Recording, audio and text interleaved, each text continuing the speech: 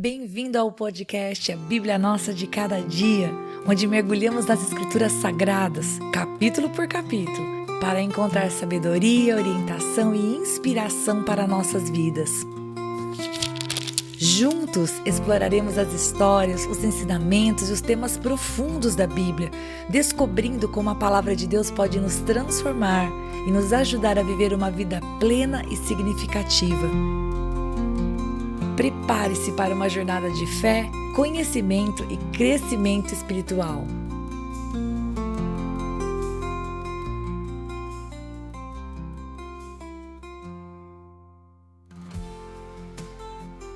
Hoje nós vamos meditar no capítulo 13 do livro de Levítico e tanto o capítulo 13 quanto o capítulo 14 vão falar sobre a lepra.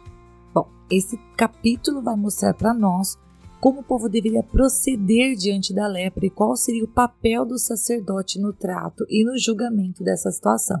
Sim, o sacerdote ele não tinha apenas a função de auxiliar nos sacrifícios, de ser um mediador entre Deus e os homens, entre os homens e Deus, mas também em relação à enfermidade. Então, sendo o sacerdote um mediador entre o povo e Deus, ele iria analisar a situação e ser parte do processo de diagnóstico do problema e também de resolução, muitas vezes decidindo se a pessoa estava curada ou não, se ela precisava ser resguardada, ficar naquela quarentena, ficar à parte do restante do povo, porque afinal de contas era contagioso, poderia contaminar outros.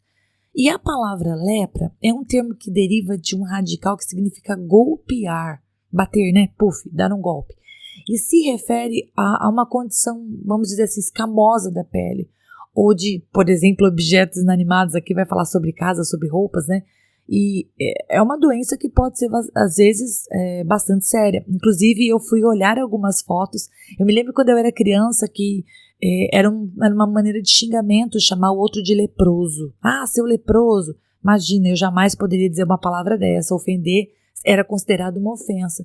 E era apenas uma doença, claro, não deveríamos chamar ninguém assim, mas a ideia de chamar uma outra pessoa de leprosa era ofendê-la no sentido de dizer que ela era suja, que ela não era digna de respeito, que ela deveria ser segregada. Essa é a minha lembrança da infância. Mas, embora a palavra inclua a atual lepra, que é chamada de hanseníase, se refere a vários outros tipos de erupções cutâneas. Inclusive, em Números capítulo 12, lá do versículo 10 até o versículo 12, nós vamos ver uma descrição da aparência de uma pessoa com lepra. Miriam se tornou leprosa porque murmurou contra Moisés, né? Juntamente com Arão, eles falaram mal do irmão deles e sim, ela foi golpeada, né? Ela sofreu ela foi golpeada com essa doença, ela ficou leprosa. Olha o que está escrito no texto.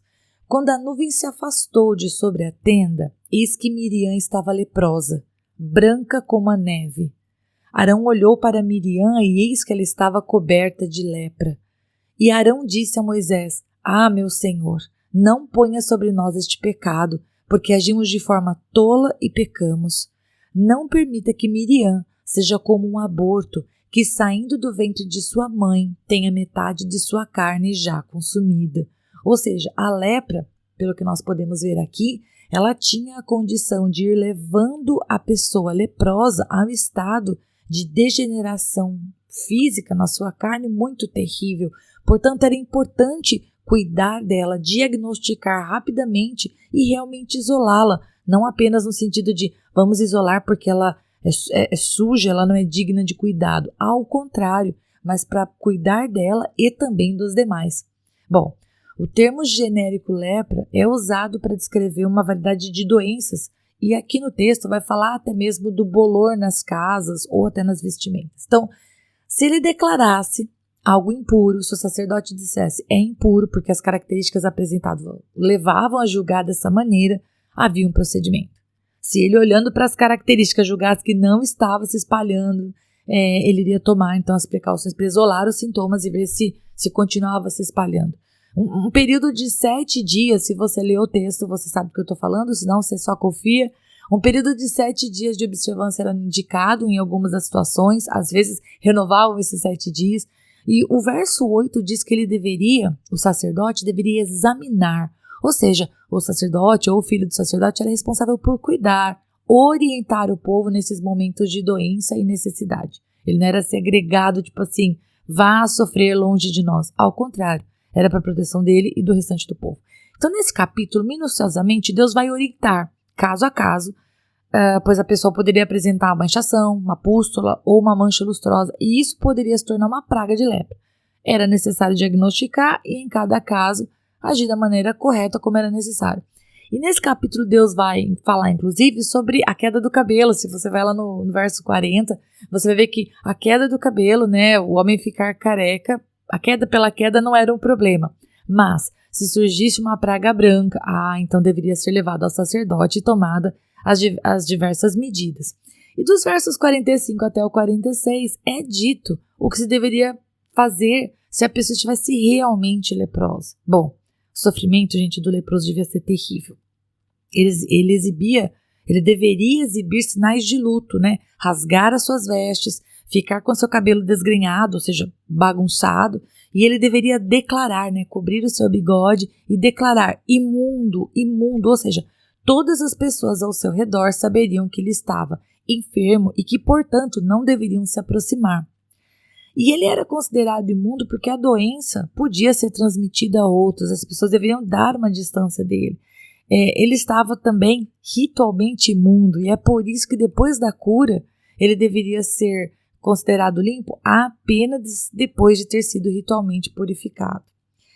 Então, quando a situação estivesse nas roupas, não na pessoa, mas nas roupas, a remoção da parte afetada deveria trazer fim à praga. É o que a gente vai ver no texto. Alguns, inclusive, acham que esse texto se refere a bolor ou mofo, né?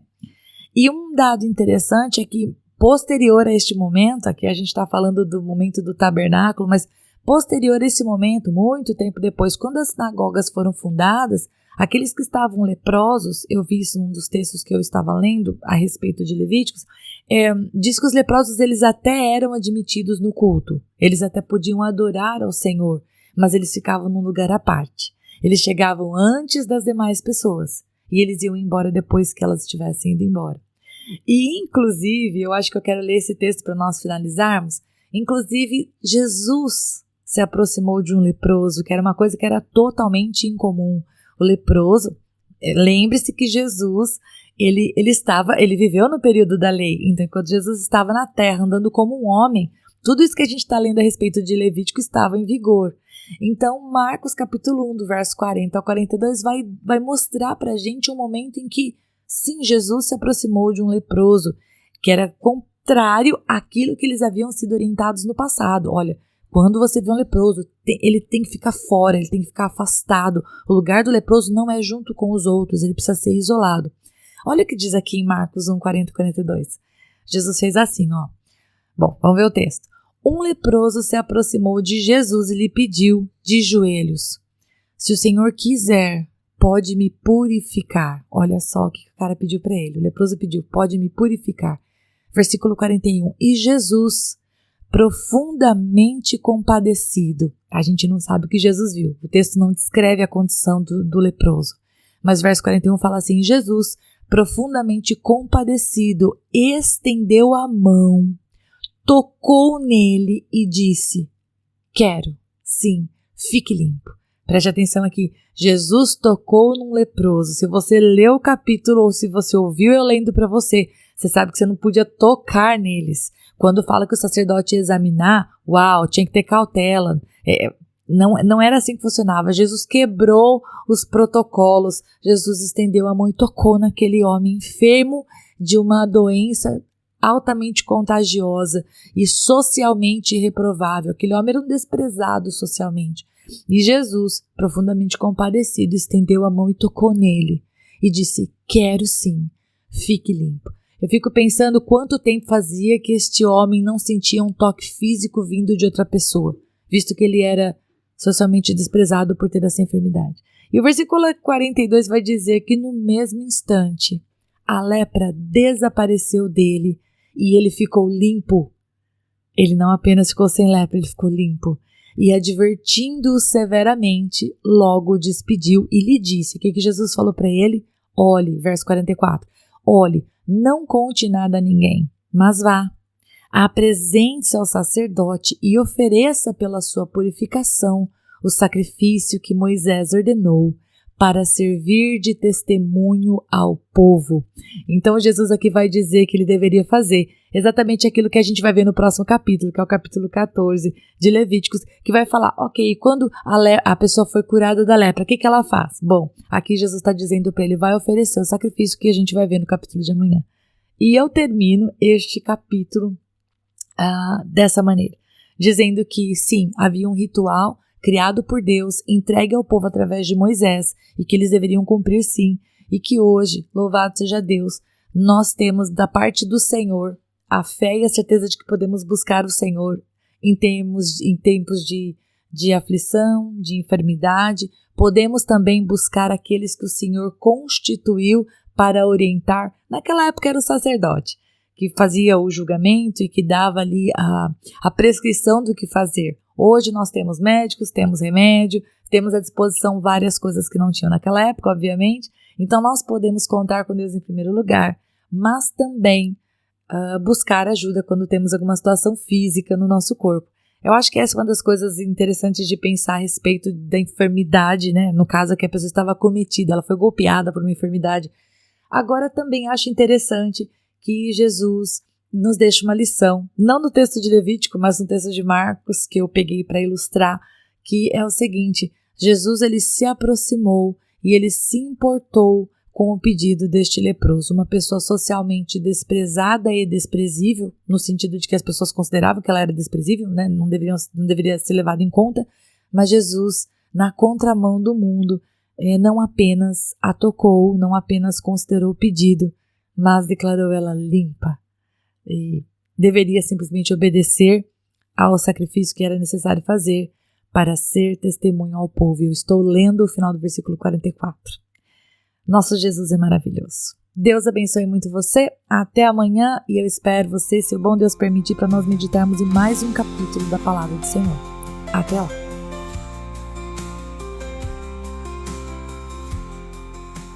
E se você ficou até agora, não vai embora não. Agora é hora de você curtir, comentar, compartilhar esta palavra, porque se ela abençoou você, ela pode abençoar outra pessoa também. E lógico, se inscreva no canal, ative o sininho, assim você não perde os próximos episódios. Deus te abençoe e até lá!